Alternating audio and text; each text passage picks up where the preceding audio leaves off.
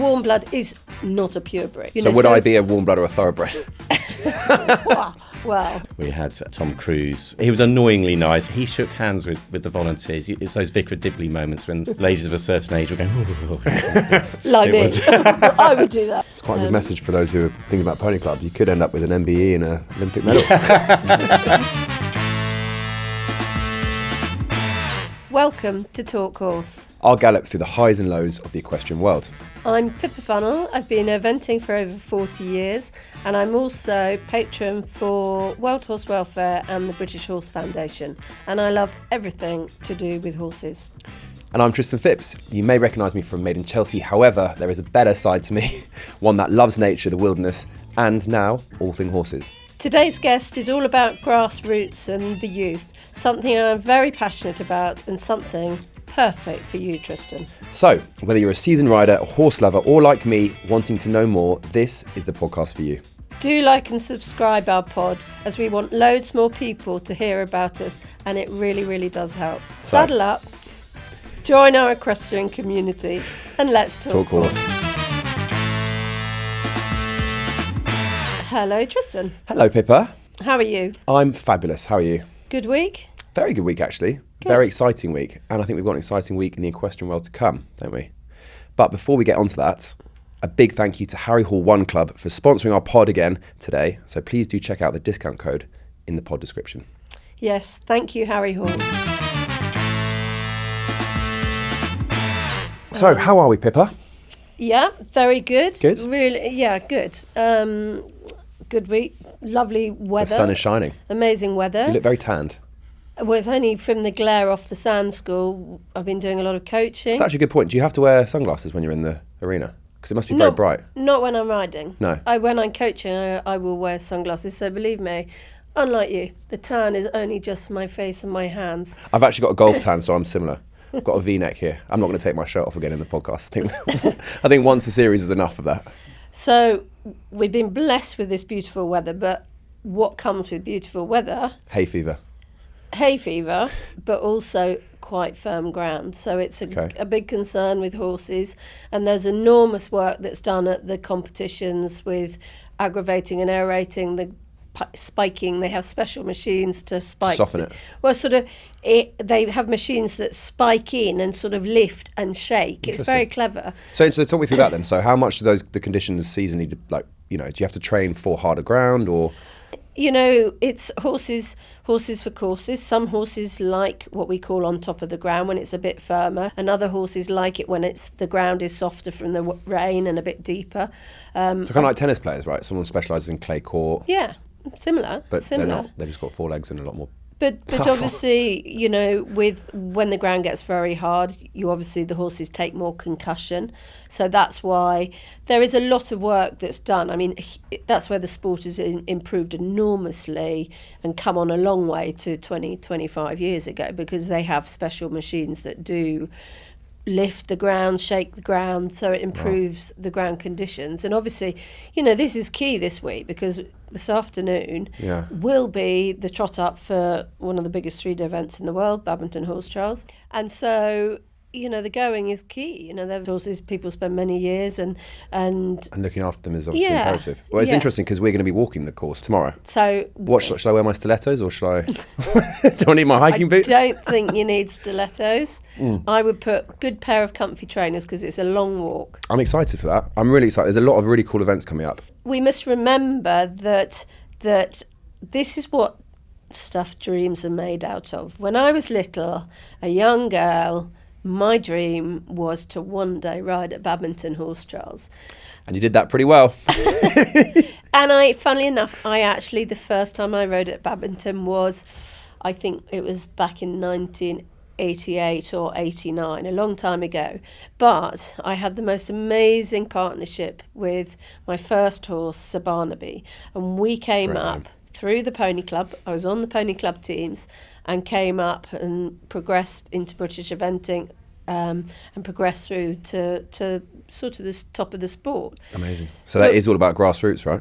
It is, and that's why I say Pony Club, because the Pony Club is something I'm absolutely passionate about, and I think it's something we really need to promote. Yes. So, I have here the manual of horsemanship. It's a very large manual for those who aren't watching. It looks like a Bible. It is the Pony Club Bible. So I've got just a few little, a couple of questions. We're going to do this before Marcus comes in. I don't want to embarrass myself in front of him. We know people listening have quite enjoyed some of the quizzes we've done before. We've so enjoyed them, haven't we? So I think I'm 0 out of 10 at the moment. So first question from chapter 1. Okay. What is a warm blood horse? Do I get to phone a friend or get 50-50? What is a warm blood horse? Yeah. It's a horse that is from the Southern Hemisphere, originally. No. I actually need to look. No, actually, you need to tell me the answer. Well, I look at a warm blood horse as not a purebred. So like a thoroughbred is a purebred. Yeah. And warm blood, I always would call a warm blood sort of with continental breeding. Okay. A lot. When you say continental breeding, what do you mean? Well, you would call it Dutch warm blood, you know. So sort of. I just want to get Oh, she's failed the test. No, I haven't, because we breed warm bloods. I did get the not a pure breed, but stud registers This makes me feel slightly better about myself. No, I'm just saying what they say. I think the manual's correct. Yeah, We can bring it up with Marcus. Actually, if you see on page 1... Yeah, so it's a good thing we got this manual, because I'm interested to actually hear what the Pony Club manual says a warm blood is. So warm blood is not a pure breed. Fine. It's not a pure breed. Would I be a warm blood or a thoroughbred?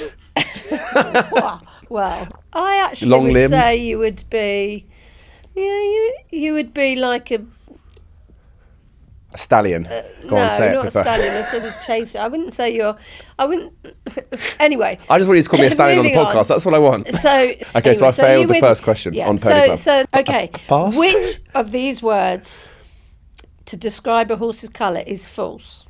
Piebald, go-bald, goby-bald, go-bald, or skew-bald? The second one is false. Yes, it's because you laughed. I gave it away. Piebald is black and white.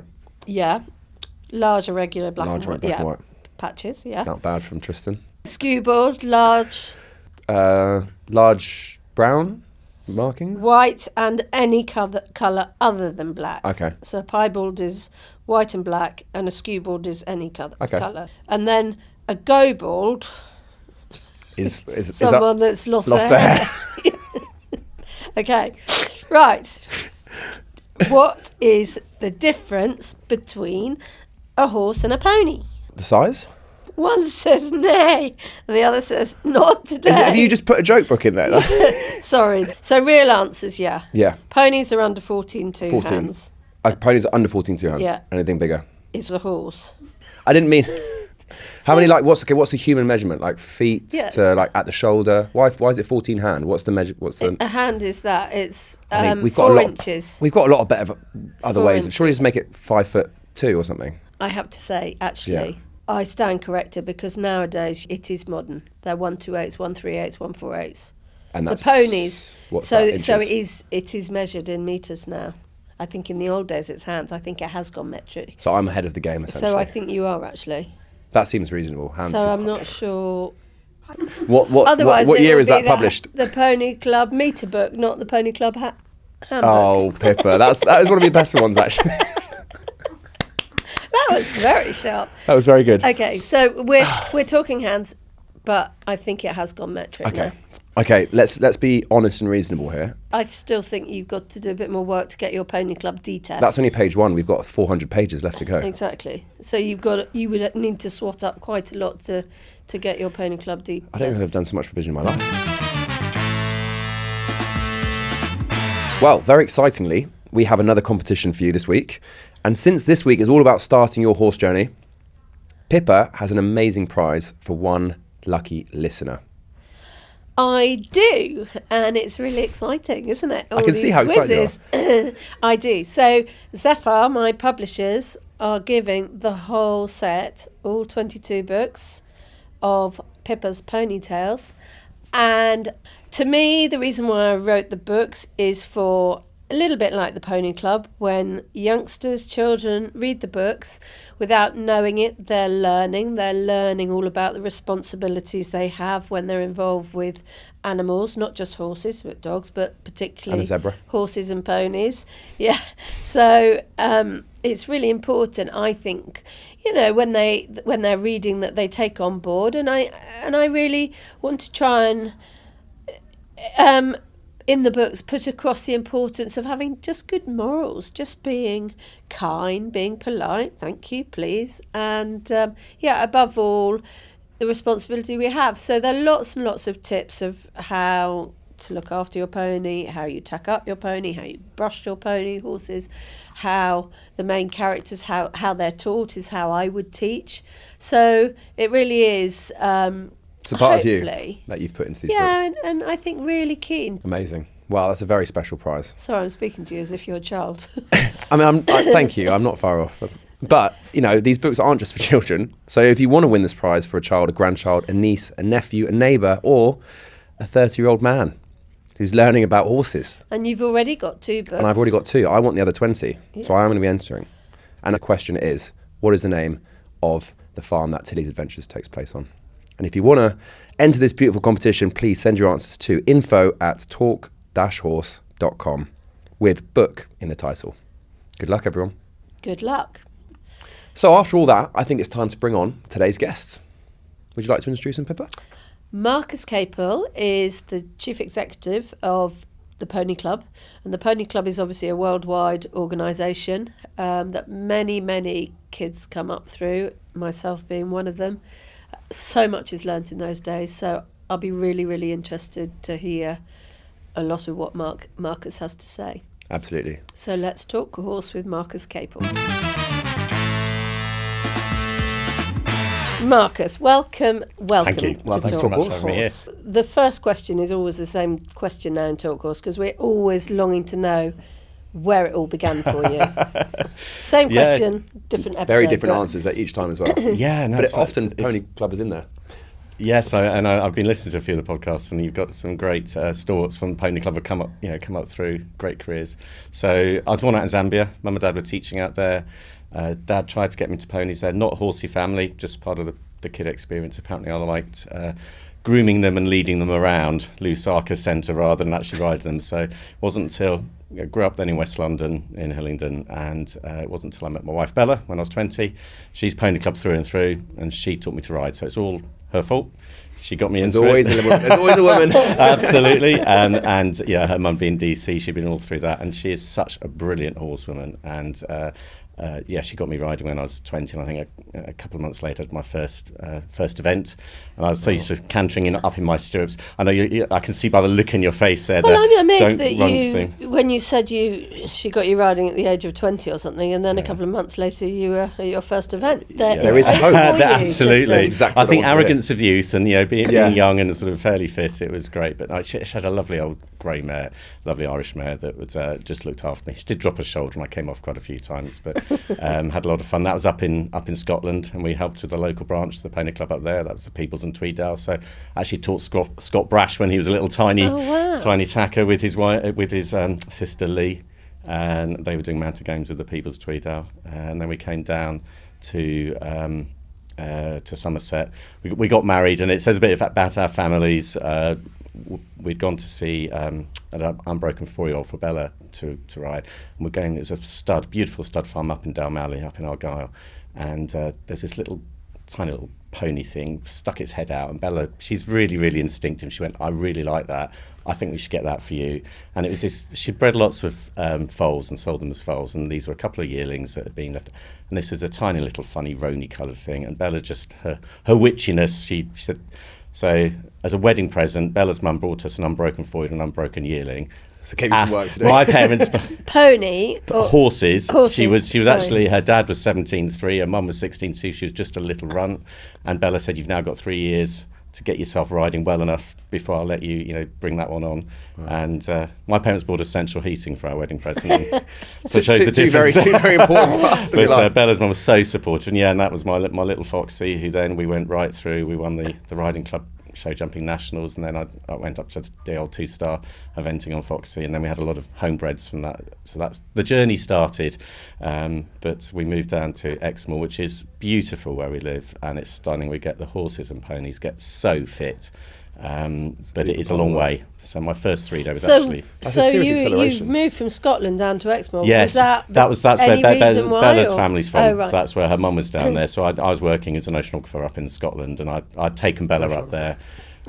So crazily, my first 3 days was actually Blair. So we drove up from Exmoor to Blair via the Pony Club Championships. What year was that? I was probably there too. That would have been 90.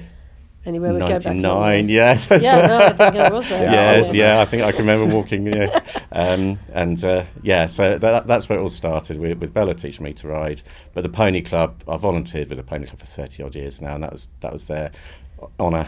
It says a lot again on our when we got married on the way to honeymoon. We were going to France, and we had to go via a Pony Club practice and a Pony Club show on the way to the ferry, which we missed because we were too late having been to the Pony Club show. Start as you meet. Yeah, I should have known, shouldn't I? 30 odd years later. So Bella's mother was DC. Yes, yeah. Down in so the West Somerset, and we're the Devon and Somerset branch. So Bella got me in helping out, so I ended up master the horse at camp and doing all the fun things and organising. And obviously very much, I mean, volunteering. Yes, purely volunteering. Absolutely, and purely I know volunteering. Within the sport of eventing, Pony Club, I mean, we underestimate the huge amount of volunteers. Absolutely, they're amazing people. I've just been in Northern Ireland, and the official steward for the show jumping, Janet, 50-year Cubit. So we give a Cubit award which recognises 20 years of volunteering, and we give the bar for 30 years, 40 years, 50 years. There are people who have been in for such a long time.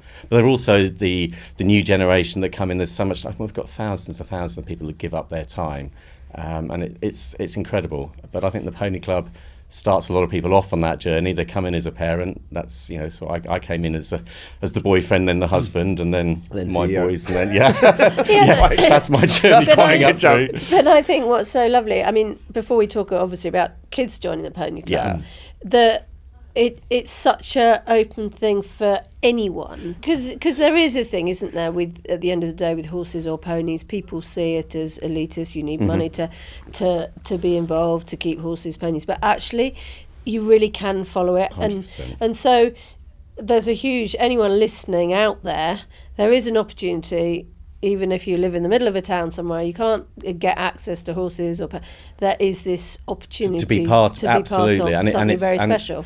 And like I say, people think of Horse of the World as privileged, but I've got friends who've started just coming and helping cooking at camp at Pony Club and just helping out organising, and now they're on national committees, and they've had their own horse journey, not being a rider themselves, that have been so involved. But we couldn't run such an amazing organisation without the volunteers, and all of the sports, the equestrian sports, rely on people's energy, enthusiasm, and the skill, the depth of knowledge and the skill that we've got out there is just amazing.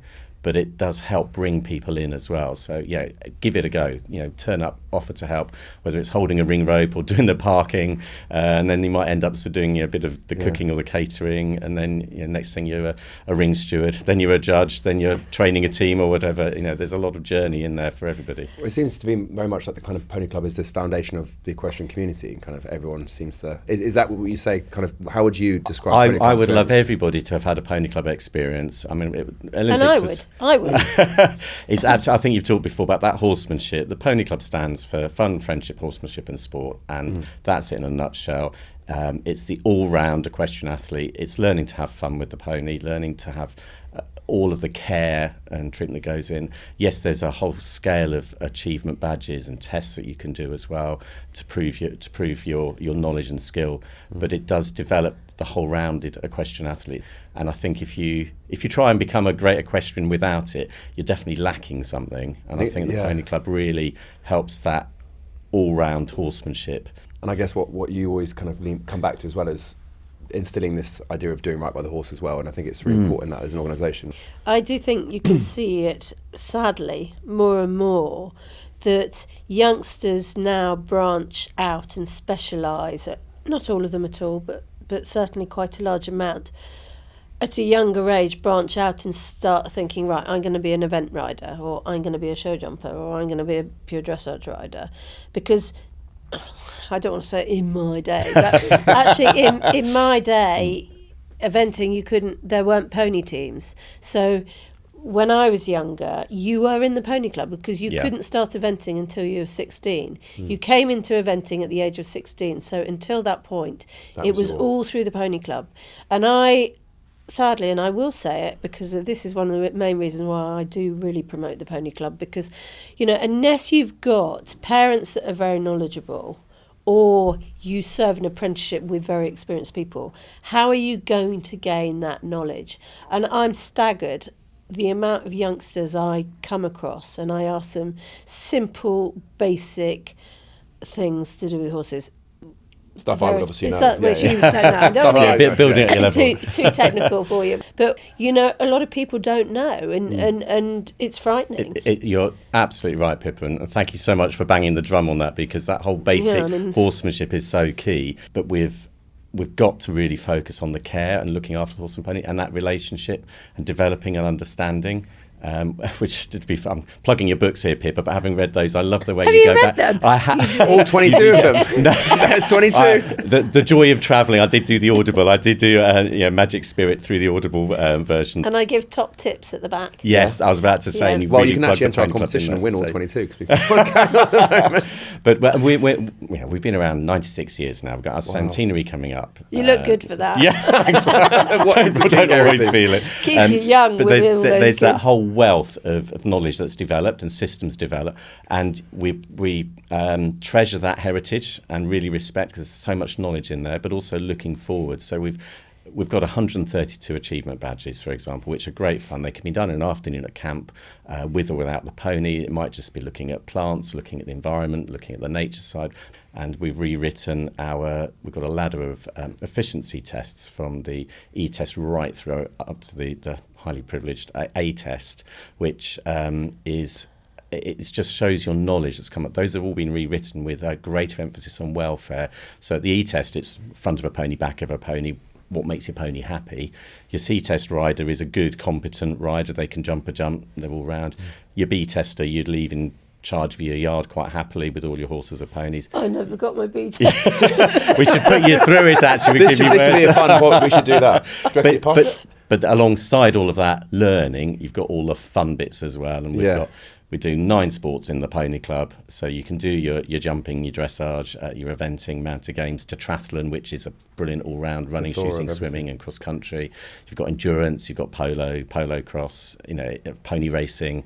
There's a lot of opportunity to have a go at a lot of different things with your horse or pony and have a lot of fun with that way. And talking about privilege, I'm going to do a plug here, because a lot of people think Pony Club, you have to own your horse or pony. We've got 30,000 members in the UK, 100,000 worldwide. But of the 30,000 in the UK, 20,000 will be what we call a branch member. So a traditional volunteer-run committee that organises a branch and organises the activities. But 10,000 of our members will learn to ride at a centre. And these are linked centres, commercial centres that are linked to the Pony Club. And they're all Pony Club members, so they can all do all of the area competitions, they can do everything. But that's really opened the doors and brought in opportunities in, whether it's inner cities or far-flung Wales or whatever, there's a riding centre, and often that's the first point for, I think Di Lampard you had on, she learned to ride at a centre. Yeah. So it's a real accessible way to get people into horses and ponies. And as you said about that, being surrounded by the depth of knowledge, if you've got coming not from a horsey background, you need to pick that up from somewhere. So you need that support, whether it's at the centre or whether it's a bunch of really knowledgeable volunteers at the committee level, at the branch level.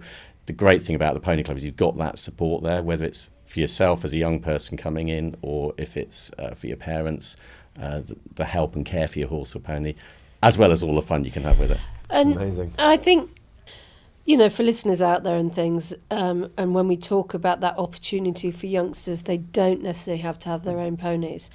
That it's so good for kids' brains, isn't it? I mean, how do you find ways to get them out of Yes. iPads, computer games, all the Well, this modern is probably quite a technology. poignant point for you as well, because Marcus was a headmaster as well, so obviously the Yeah, education yes, element. yeah, you know. yeah. 20 odd years as a teacher down in Exmoor, and passionate about kids getting out and about. And like, there's so much to life, getting them fit, getting them active, learning to graft, learning to work. You know, you capture that in your books as well. You know, with very the, much. you know, it's that routine. And yeah, I love young people learning and young horses learning. I love working with young horses and the similarities there, the consistency, the opportunities, that building up their experiences, building their knowledge.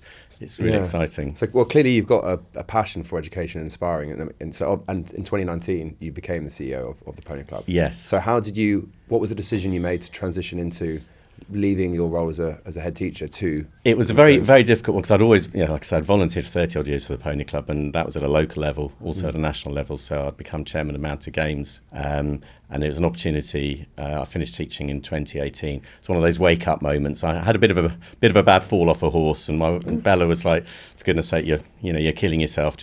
I promised my dad to take him back to Zambia, and I said, right, we're going to do it. So we spent a few months out in Zambia. Pony Club was, I helped organise the championships, and then there's the opportunity to actually, the CEO role was there. So I was interim for quite a while, and we had a new trustee board, and we got ourselves sorted. There's quite a lot of work to do with the staff, and there's a bit of restructuring. But I was so passionate about the organisation. I loved it. I said, I'll give you 24/7, whatever of my life, to actually, help. And we've got such an amazing team of staff and volunteers. It's a very small staff, just 20 odd in the office in Warwickshire.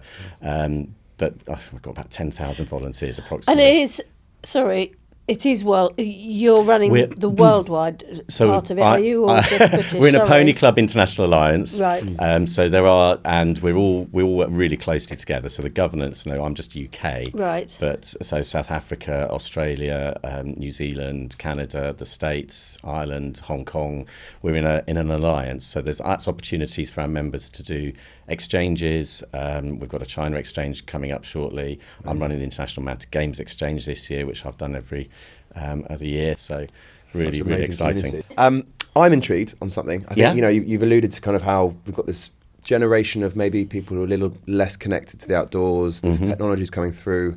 How do you see the future of Pony Club transpiring? Do you feel like there's as much uptake with kids these days and young people get involved? Like, how do you get people motivated to kind of take the leap of faith? Thank you for that opening, because it's really, really key. Our place is the youth development charity that we are. It's getting more and more people touch points with horses and ponies, as less people getting outside. There's less opportunities for people to be connected with nature. We're doing a lot of work supported by British Equestrian, going into not traditionally horsey areas, so madrasas, the Muslim after-school clubs.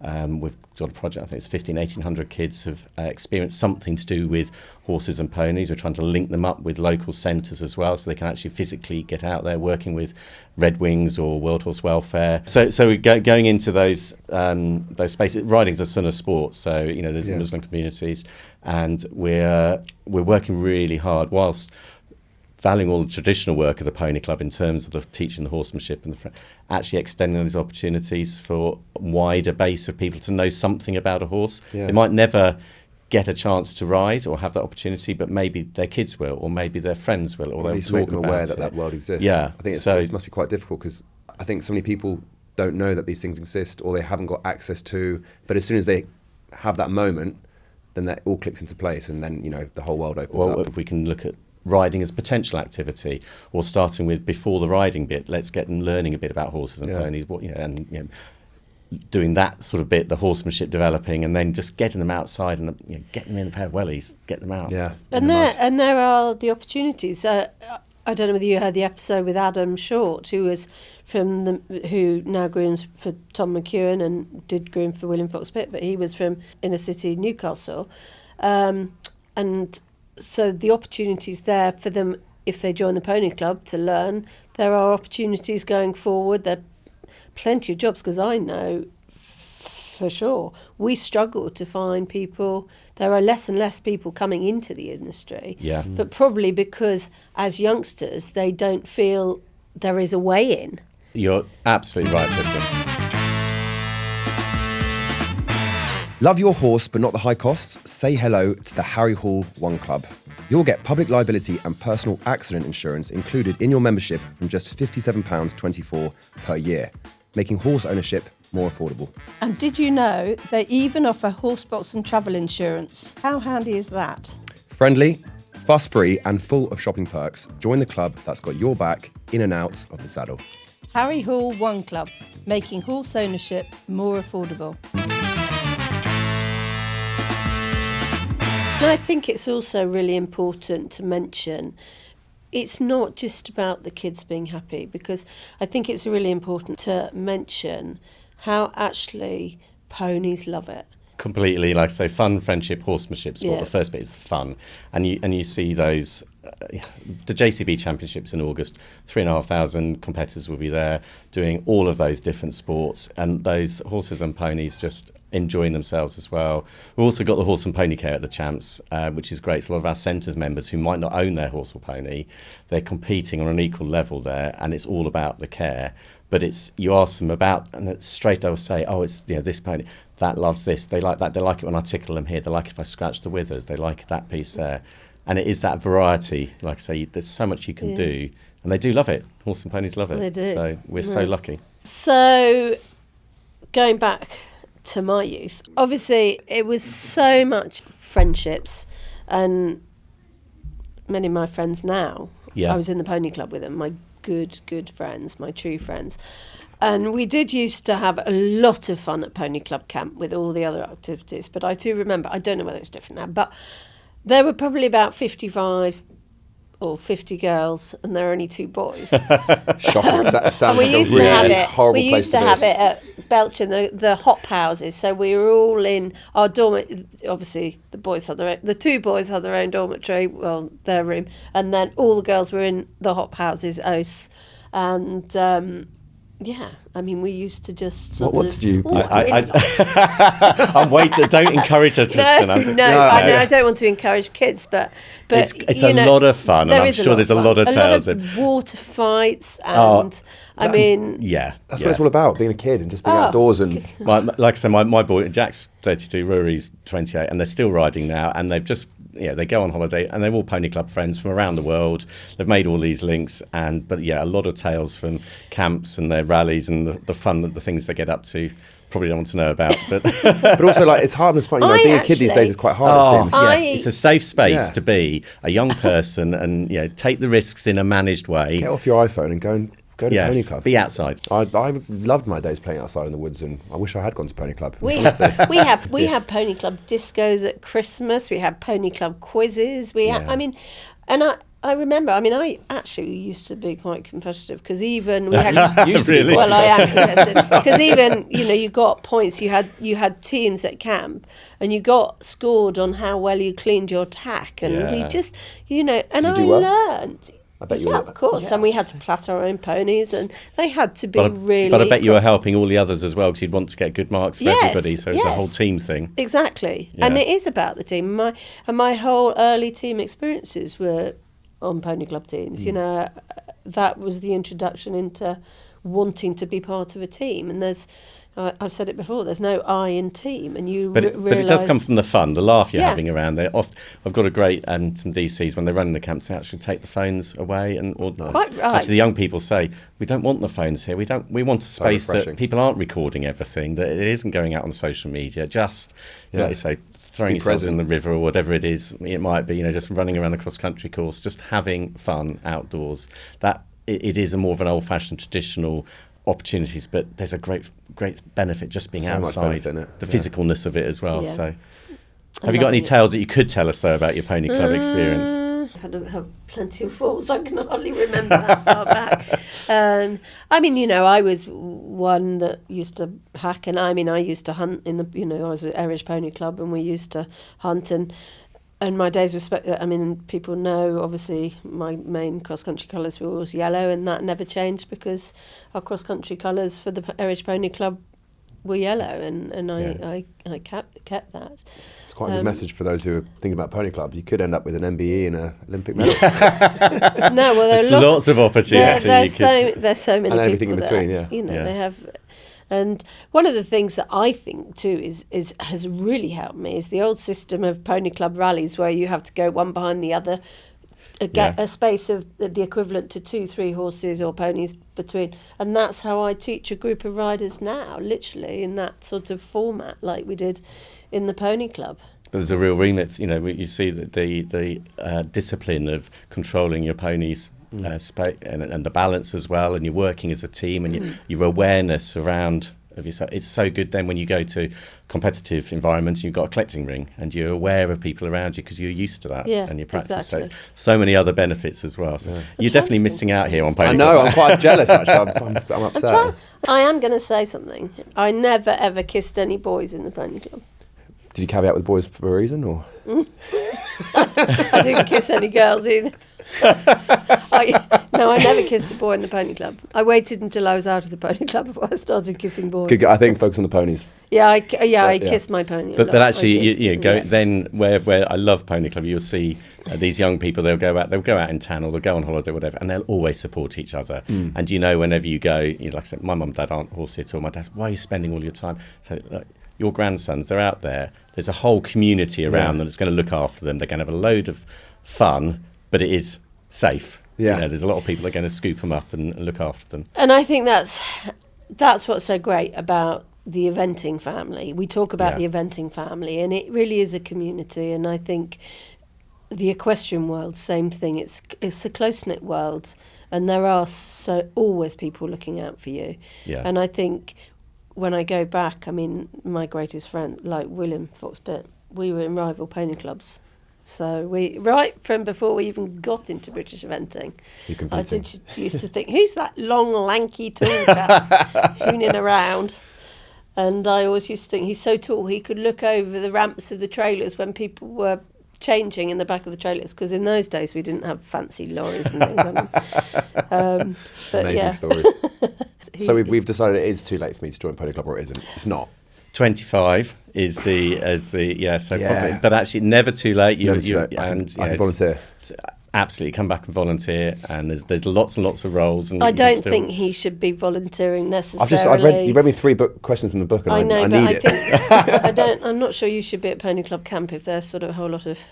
It might help my recruitment drive, Pippa. I think that'd be.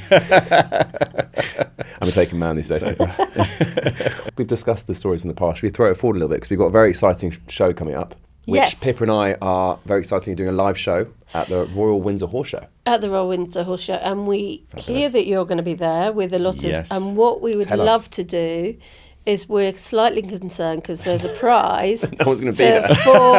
Four people can get front row seats at the live audience of us doing a live podcast. One's your husband, one's my girlfriend. And we're really worried it's just going to be 4. So can we get a whole lot of your Pony Club friends will be there in force. We've got the DAC sponsor the Pony Club Mountain Games, and they've been with us 40 more than that, and it's just a lovely opportunity for them to ride in the castle in front of the royal family. It's a superb show. I say it's the best garden party in effect, but we've also got triathlon, show jumping and dressage in home internationals taking place, so we've got a really good presence in there. And over the years we've been fortunate enough to be involved with the pageants and things, celebrating with the jubilees and things, and that's been a huge opportunity. With we had Tom Cruise when he came in and did the thing with an Alan Titchmarsh, so and actually the main man himself, the main man, Alan Titchmarsh, my guy. Probably more so of Alan than Tom, which is you see, I think sorry Tom's Alan, I would go for Tom. I love Alan. You can have Tom. Tom was he was annoyingly nice. I was stood there and one evening, and I this tap on the shoulder. I stood at the gate outside the arena, and excuse me, my principal needs to come through. And I said, well, I'm sorry, I've got 30 principals out there. I've got 30 Pony Club members, and I'm keeping an eye on making sure they're fine. And it was tap. No, my principal's come, and it was Tom Cruise and his, and it's like, okay, step back. He came back. He was annoyingly nice, and also quite a good rider apparently. Does all his own work. But he shook hands with the volunteers. It's those Vicar of Dibley moments when ladies of a certain age will go, ooh. Like It me. was- I would do that. But it was, but again, what an opportunity for young people to be part Amazing. of a show like that. So we'll definitely come and support you. Please do. And yeah, we'll have all the members will be there, and we'll bring a bit of an entourage to cheer That would be you on as amazing. well. So Yeah. And we'll for all our support listeners also. who aren't involved in the Pony Club yet, come down to the Royal Windsor Horse Show and see what it's all about.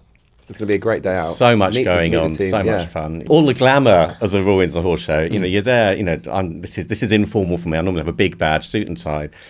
We camp on site down by the river, and so all the officials. So we're in various caravans and tents and things, and have to take an assortment of suits to last the whole I week. love that. 'Cause it can So be you doing your quite tie and wet. coming out the tent in the morning. I've come out in a DJ and gone up to the castle from the tent. You know, Do you which sit is around always, a campfire and go, gingaguli?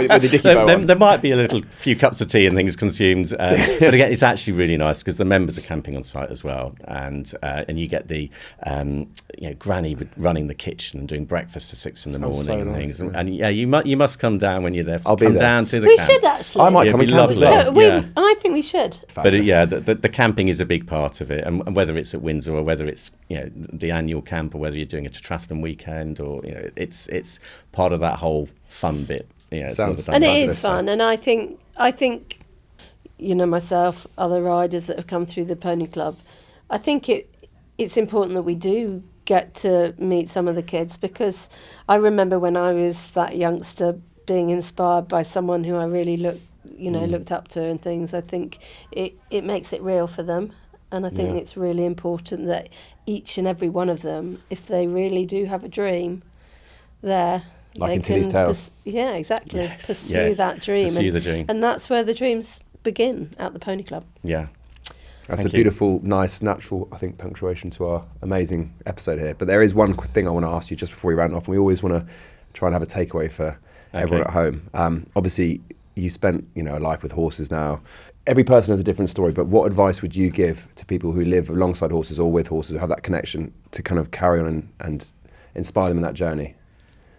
Enjoy the privilege of being at one with an animal and enjoying that relationship with a horse or pony, whatever that might be, whatever your level is. Just live every day and enjoy it. Enjoy that relationship with a horse or pony. Very good. Thank you so much, Marcus. It's Thank been a you. real Thanks very pleasure. much for Thank having you. me. Thank you. It's a Pony Club badge, so Thank you. I'm glad that. Have I earned this badge though? I'm sure you've still got yours in pride of place, Pippa. Oh my! That is. I feel like I haven't deserved this badge, but No, that you is an haven't. absolute. You haven't. That's Did up you- to Marcus if to I- decide. An honorary member there. Thank I you. think I should look can't take it after back, it until Pippa. you're ready. It's to going wear on. it. It's going on. Well, This is it. I'm in now.